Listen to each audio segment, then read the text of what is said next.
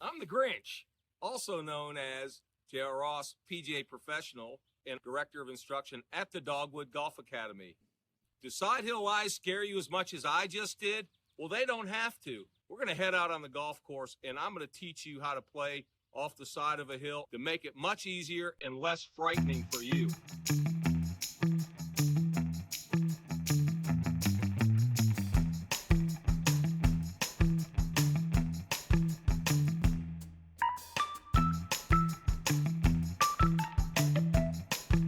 Okay, here we are out on the golf course. We're going to start off, first off, talking about the uphill lie shot. The uphill lie shot is a little easier than the downhill lie shot. So let's start here first. The first thing you need to look at is your distance, obviously, to the hole, which you would do normally anyway. When you do that, because you're hitting the ball uphill, the ball is going to fly a little bit higher, okay? So you're probably going to need to add more club because the ball's not going to fly as far, all right? So look at the distance, choose your club, that will help. Plus, if you look down here at the slope, you've got a built-in launching pad, so the ball's going to elevate right there. So once you've decided on the club and your distance, then simply what you need to do is start by taking a couple practice swings, okay? And when you take your practice swing, make note of where your club is bottoming out, because that's where you want to play your ball position, okay? A hint, your ball position is going to be a little farther forward than normal, though.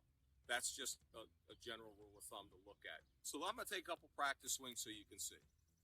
In my setup positions, I'm going to let my back foot open up a little bit. This will allow me to rotate a little bit more into my back hip.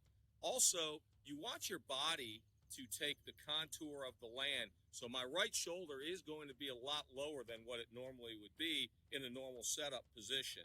But those are the couple things that you're going to do, obviously, before you even take your practice swing. So again, let your back foot open up a little bit and let your body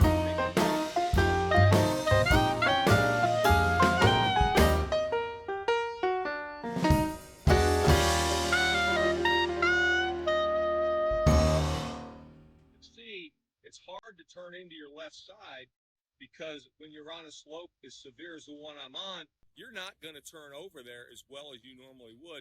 Again, that's going to cause the ball to not go as far as well.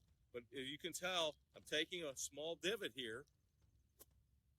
So I now know where my low point of my golf swing would be. So then I would simply set up to my golf ball, and I'm ready to go. I can swing, take the back swing, and I'm going to swing through. And again, the arc of the swing is going to be much higher. The ball is going to be much higher. So just remember, from the uphill lie, two most important facts. Let your body take the contour of the land and grab an extra club that's more normal than what you would because the ball is going to go higher. Okay, now let's talk about the downhill lie.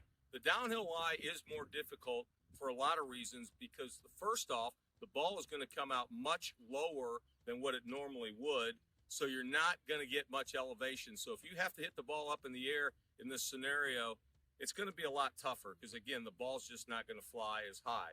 But you're going to take yourself through the same process. You're going to look at your distance. You're also then going to take your club selection. Your club selection here, you might want to grab a little more lofted club. You're going to shorten your swing for balance on this one because, again, the ball is going to come out very hot, low, and running. Setting up here, now I'm going to probably play the ball farther back in my stance than what I normally would. But again, let's take a practice swing, take a couple divots. Let's see where the low point is. That will help you judge your ball position. Okay, in this scenario, I'm going to turn my front foot out a little bit more than I normally would. My back foot is going to be pretty square.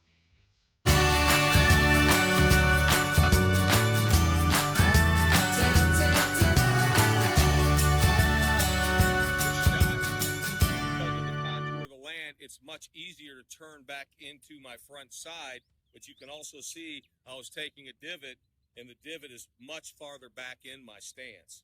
So as I set up to the ball, most often the ball's going to be about in the back third of your stance when you're trying to hit from a downhill lie. This shot here also is probably going to see your ball run a little left to right more than it normally would. So as I set up, again, take my stance. It's in the back third. I'm letting my shoulders take the contour of the land, not fighting the hill. Get set up. And from this point here, I'm ready to swing. I'm ready to go. Okay, I hope these few simple tips have now allowed you to realize we can get rid of the frightening mask. This is not that difficult. Sidehill lies now can be your friend, not your detriment. Once again, thanks for watching. This is J.R. Ross, PGA professional, Director of Instruction at the Dogwood Golf Academy.